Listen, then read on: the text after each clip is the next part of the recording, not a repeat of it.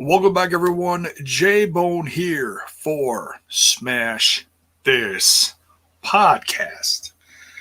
Oh, I know it's super late. Just kicked past 1 in the morning here. Having a cold one while my cat is driving me nuts. You could probably hear her in the background. And there she is. She's yelling at me because it's past bedtime, right? That's right. Oh, is she mad? But I wanted to do this. I wanted to still get one in today. Well, it's not today anymore. It's the next day, right? It's not technically Monday anymore. But like I always say, it's not the next day until you wake up the next day, right? So when I wake up, it'll be Tuesday, even though it's Tuesday now. All right. So before we dive into this, let's get let's take care of the plugs while I still have a couple brain cells left. Don't forget to smash that like button, smash that sub button, ring that bell for notifications. Several different ways you can help support the show in the description of the video. The buymeacoffee.com/smash this podcast. Get down, Oreo. She's always messing with my shit. I swear to God, this cat drives me nuts, but I love her to death. Quit eating my monitor. I swear to God. Does your cat eat your monitor like mine does? Oh my God. Why do you eat my monitor? You're so cute. Get out of here. Shop.spreadshirt.com/smash this podcast. That link is in the description as well. Some brand new merch for sale on the site. We'll check that out. Got a big sale coming up on the 2nd of July, 1 day only. New Discord. You can jump in. It's got a few people on it, along with the so yeah, I made one alongside the TNI one. The Twitch channel. So yeah, if you're watching on Twitch, much love. You can follow, cheer bits, you can sub, all that lovely stuff. We got a few subs going. And of course, the audio portion of this podcast brought to you by anchor.fm/smash this podcast. You can catch it on Spotify, Google, Apple, anywhere you can catch your audio podcasts. Look up Smash This Podcast. And then, of course, all the socials, the Twitter box, the Facebotch, and the Instanek. Lakers is in here. Buckshot Kid representing the Twitch. What's up, man?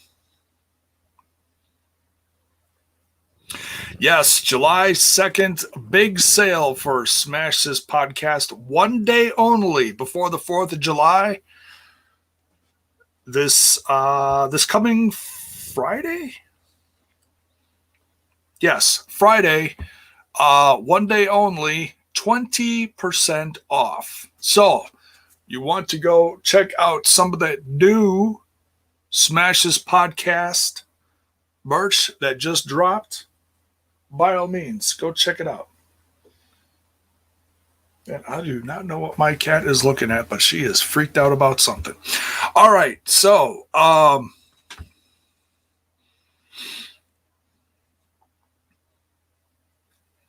someone new to podcasts and social media is looking for Instanek right now. Yeah, well, it's the gimmick, folks. It's the gimmick. Just like the Twitter box. What's the Twitter box? Yeah, well, you know. You can watch some of the past shows. You'll catch up. It's my sense of humor if you don't know what it is, because I'm an older guy who does not like social media, so I give it a silly nickname. And yet I do this little thing called podcasting. All right.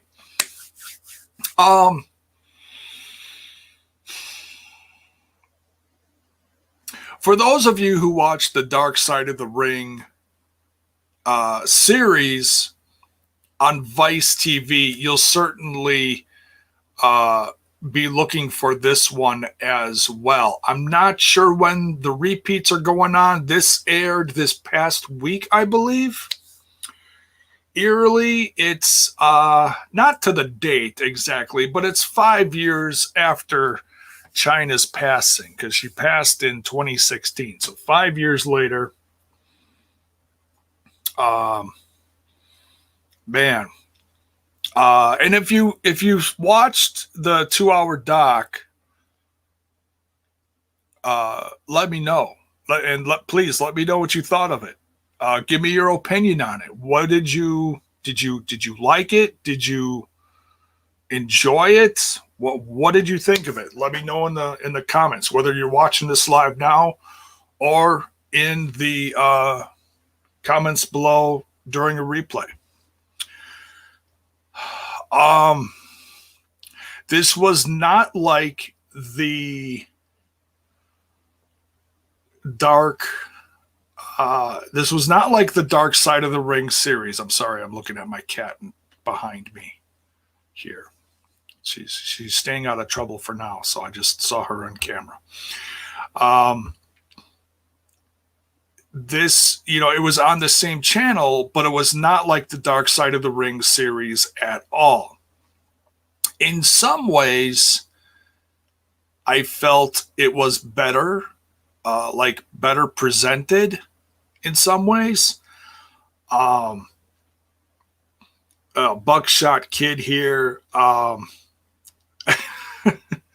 Lakers just spotted Oreo.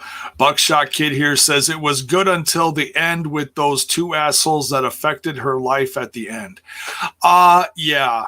I have a very similar sentiment. Very similar sentiment. Your job as a manager is that job. What's the word inside the word manager? You manage someone. And I know there's a big picture there, but this manager did not seem like he was much of a manager. Seemed like more of an enabler.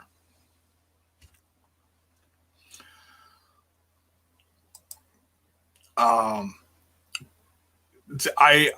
did enjoy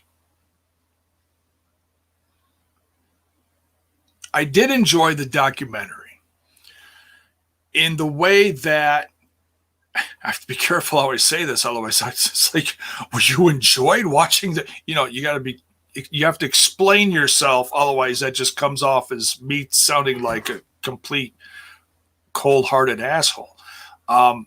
I loved the documentary in the sense that it taught me so much about her that I'd never known before. I was absolutely fascinated at the fact that they showed all this footage of her before she got into wrestling. The old, exactly, Oreo. Oh my God. Settle down, girl. Settle down. Like working, even though she wasn't on the indie circuit that long, I didn't know. I was this day's amount old when I realized that she had wrestled on the indie circuit before. Had no clue. I had heard stories out there. Well, you hear stories, because people got stories. You get stories from over here. You get stories from over here. I heard stories. I don't even know where the hell I heard this. Someone told me once that she was studying to become an FBI agent or something. It's like, what? Well, they certainly didn't say that in the documentary. I loved seeing the old footage of her training to become, well, not necessarily training, but just the old footage from what, 1995 ish, give or take a little. So like the first, couple years on the Indies, getting trained by Killer Kowalski, I had absolutely no idea. Um, that blew my mind. And just how different she looked with her short hair and um and how she wrestled so different from how, women wrestlers look today. Like she just and it's not a knock on her. She just didn't know any better, or no one pointed her in the right direction to get her some, decent in-ring merch. She wore a swimsuit, which it looked fine on her. It's like if you're not really looking at it, you don't think about what it is until someone says, "Oh yeah, it's a swimsuit," and it's like, "Oh yeah, it is a swimsuit. It's not a singlet or whatever you call it." Um, so yeah, they said, yeah. Lakers says here, I think CHYNA was a school teacher in Japan teaching English class or something like that. That was when she got away from everything in the latter years of her life, right before she came back and passed away, unfortunately. Cheese Oreo. Uh, um, yeah, that's when she escaped from everything. That's what she did. That's where she went. She went to Japan and got away from society and all the negativity surrounding her. Cleaned up, essentially. Cleaned up. I'm using my quote fingers for those listening on audio. Um, so, yeah, the footage of her in the Indies, um, there's clearly positive reinforcement storytellers in this documentary, and there's negative. The positive ones being sister, mother. I'll say Mick Foley. I guess you could throw Kevin Nash in there. He really wasn't on there too much. He was on there for like less than a minute, honestly, as far as the amount of content. And you could say like Billy Gunn because he was around her, maybe not necessarily that positive, but I mean, at least he's cleaned up now. Most of all, yes, Buckshot Kid, Vince Russo.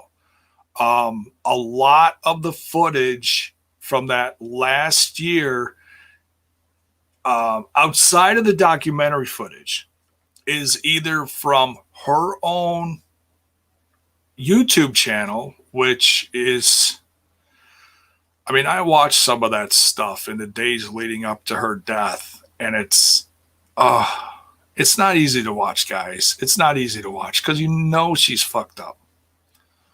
And yet, it's like you're on the other side of a screen. Like, what are you going to do?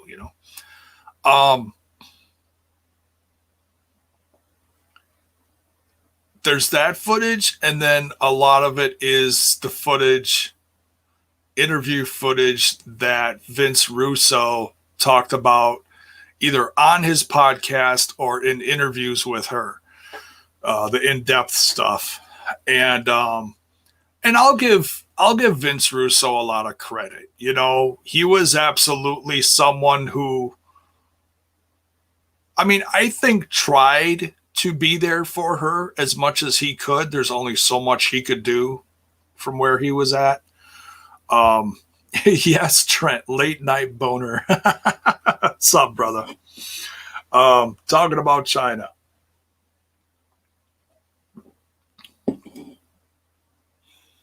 So yeah, I'll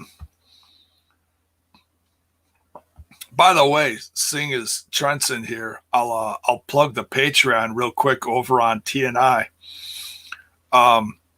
You guys want to hear Trent and Mai's little story about how we were with Vinny Russo for on his channel for a week, and the stories surrounding us being involved with his podcast. It's on the Patreon, so if you want to hear that, go sign up for the Patreon. And no, if you're looking for like something insanely juicy, no, Trent and I do not shit on Vince Russo. Okay, so I'll say that right now. It's a great story, but if you're looking for something so insanely juicy, like, oh, what do they say about him? No, we have a good relationship with him. It just didn't work out. So if you want to hear the story, go check out the Patreon over on TNI. Yes, like Trent says, it's full on tell all, basically what got him blackballed from the WWE for, wait. Oh, I'm talking about our story with him, not our interview with him. But yes, please go check that out too on TNI. That is also a very good interview. It's one of the highest viewed things, honestly. Good stuff.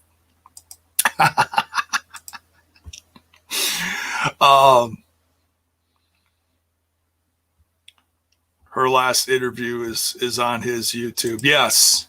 Yeah. Yeah. Yeah, it's sad. It's sad. So yeah, his content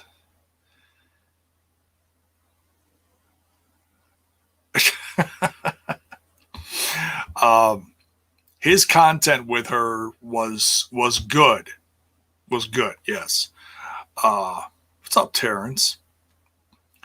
And so yeah, I give him a lot of credit for being forthright and letting those who put this whole project together for CHYNA, about CHYNA, using that, because it's going to be some of the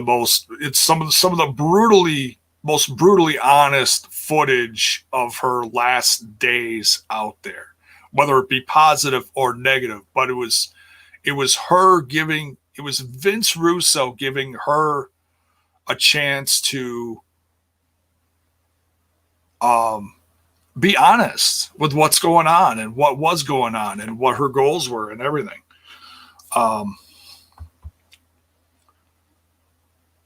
It's really upsetting to watch the footage and know that she was downward spiraling, and knowing that these guys were surrounding her and sounded like, oh, we've got this game plan and blah, blah, blah, blah, blah, and we're going to make this happen, and like all gung-ho on her, and yet not doing a damn thing to help her.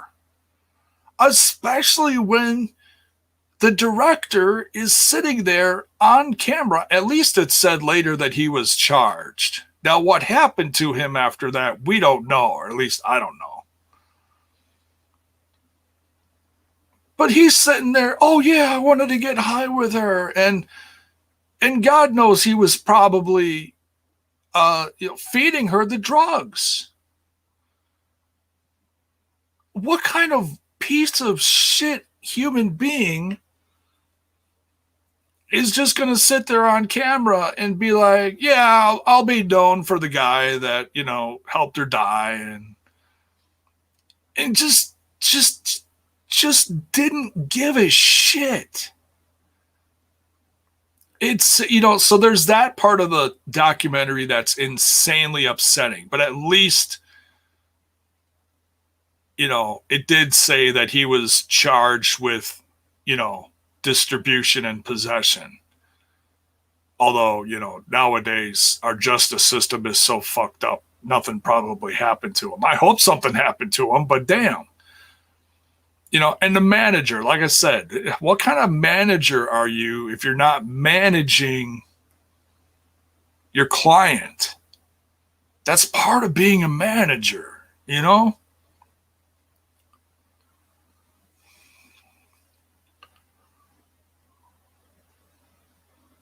And I'm not going to hold the dude at fault who is,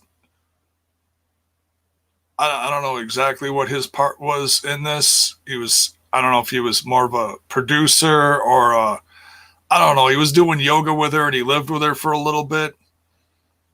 But I feel like they were all guilty in some aspect. And it's so upsetting.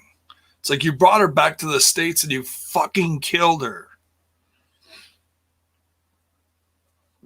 So that part of the documentary is really frustrating to watch, but it's all mixed in with footage and what happened to her in her career, her rise into WWE with DX and as a singles performer with men and women, and her frustrations, her exile from the WWE, her downward spiral over the years into, like, you know, porn and this and that and the other thing, drug use.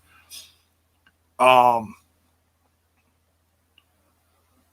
I mean, at the time it was frustrating because I saw some of it with her and X-Pac, like when she was doing that series on VH1, and it made him out to be like this super horrible person when she was just as bad as him. She was even more of a train wreck at times. Um, I mean, and I know, and I'm not going to sit here and I'm not going to slam X-Pac because he's risen above all that. I've even met the guy a couple years ago. The guy's cleaned up, um, and it is not like he was on the documentary bragging. He was very honest about. It's like, yeah, we were both very toxic for each other, you know.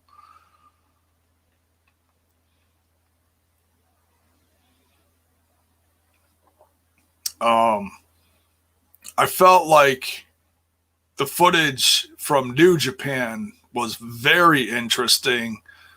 Man, talk about hardcore. Chono, was that the guy's name she fought in New Japan that they had that footage of? Man, they clobbered the shit out of each other. I mean, talk about Japanese strong style. My God. Um,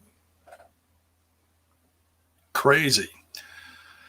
I had no clue she did that. Like, I heard she had a match in Japan, but I didn't know any details about it. And just how much of a train wreck she was even during that period. And Six Pac saying he brought over meth and coke on the plane there. It's like, oh my God, that's so crazy. Like nowadays, nobody would get away with that now. Like, apparently security wasn't like that, you know, 20 years ago. Because that was what, 2001 something, or 2005, whatever it was. Security apparently wasn't that good or something. I don't know. So, but I would be curious to go check out more footage on Chono because that dude seems like quite the badass. Um, but yeah, um, and then her just completely derailing after that, and then heading off to Japan to just get away from everything. And she was teaching, and that was actually um, oh, Lakers says, did they talk about CHYNA in TNA? No, they didn't, because honestly, I mean, she was in TNA for what, literally, you know, he jokingly say like a cup of coffee. She was in TNA for what, a sip of coffee, like a show. That was it. something like that. So no, I can understand why they wouldn't put a big emphasis on that. The New Japan thing, honestly, was a lot more because she spent more time over there. But like I said in the documentary, then eventually she got fired. So, um, but yeah, it sounded like she made her rounds before she completely derailed and left the company as far as wrestling here and there. And I've never really even seen the footage of her in TNA. I've probably seen a clip of it, but I don't even remember what it was. It wasn't. Oh, it was her last match ever? Yeah, probably. Probably. I mean, if it was after the Japanese stuff, yeah. Which is sad, but I mean, it is what it is. Um,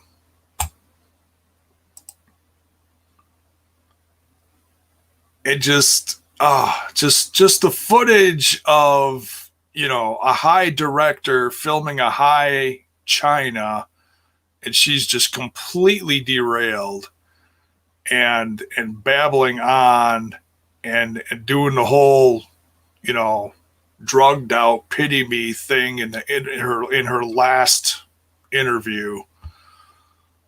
Oh, oh man.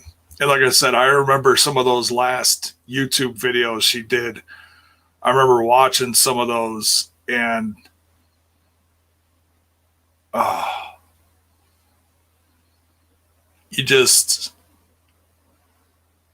you knew she was so messed up. And I felt bad at the time because I remember one of those stops, 2015, when she started making the WrestleCon and all those visits. One of her first stops back in the States was right here, 10 minutes from my house. David Hero booked her for a autograph signing. And I remember thinking, oh man, it sucks. I don't remember why I missed it. I mean, it was 5 years ago. I don't know, whatever I was doing. Um, Surgery, work. I don't know. I have no idea. But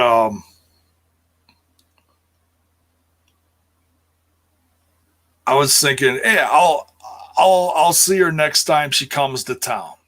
Didn't even think that she'd be dead within a year. You know. Um,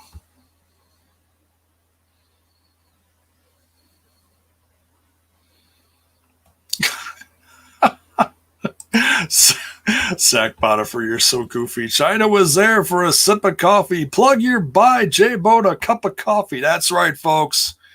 Go to the link in the description and tip your favorite podcaster, or one of your favorite podcasters, I should say. Buy J Bone a copy at buymeacoffee.com. Link is in the description.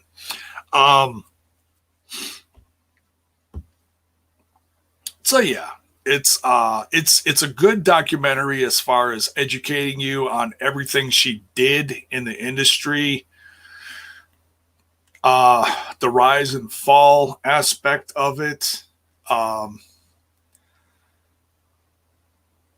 the the footage of her from 2015. The Japanese footage is nice. It's innocent because she wasn't so messed up. It was all downhill though from there when she got back to the States. Excuse me. So yeah, did I enjoy the documentary? I loved it. It was something I'll probably watch again. But it was just very frustrating to know who was in her life over the course of that last year from 2015 into 2016, and to know that they just kind of either sat by and watched it happen and or enabled her to get to that point where there was no coming back from it. So that's frustrating. But the whole mix of everything all together, it was a very good documentary. I'm glad that that footage finally came out. I've been waiting for it since the manager of hers put out the trailer a year after her death. And then her and Eric basically got the footage taken away from them, from what it sounds like at the end there. So, I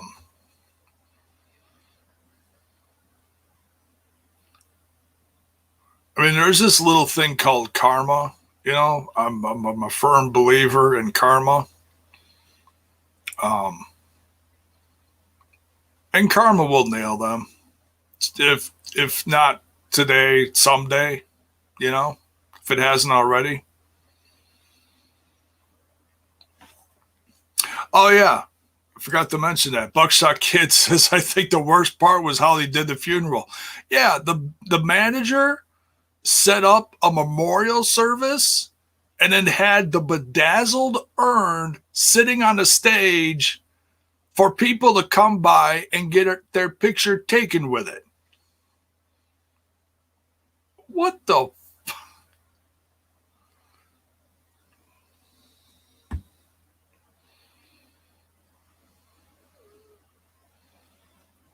I got no words for that. Yeah, that footage is just insane. And then he walks across the stage holding the urn with the mic on and saying, "The bitch is in the house." It's like, what? Zero. It's like, just feels like zero respect. Unbelievable. Just crazy. Yeah, see, Oreo's very upset too. You didn't like that, did you? No, she didn't like that. She sat with me the whole time and we watched it together.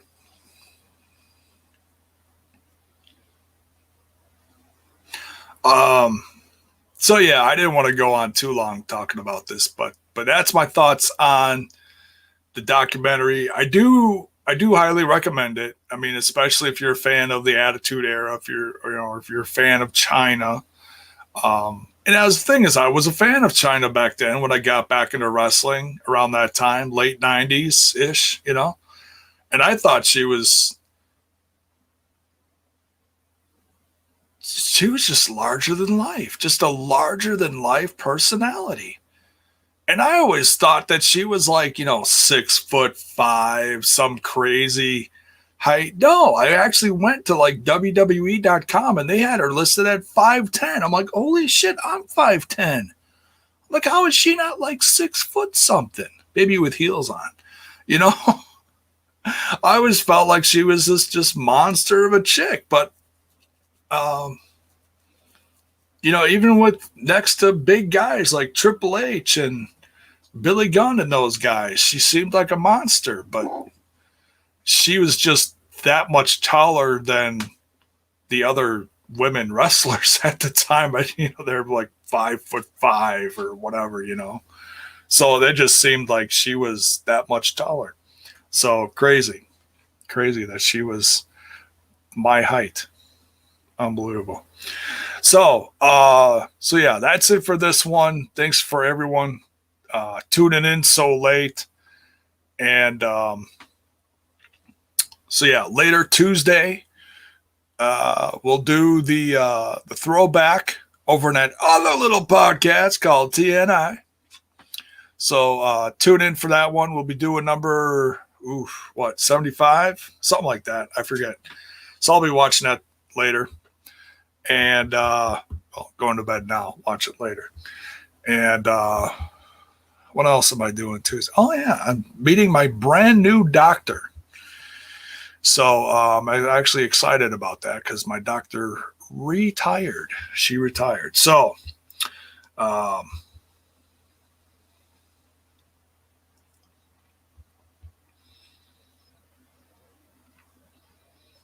So yeah, that's it for this one. Oreo, get off the monitor. Damn. We'll see you for the throwback Tuesday night, and then come back here for Wednesday night. I don't know if I'm going to do anything Wednesday night. I know I got to pick up my son super late. If anything, I know I'll be back Thursday for all the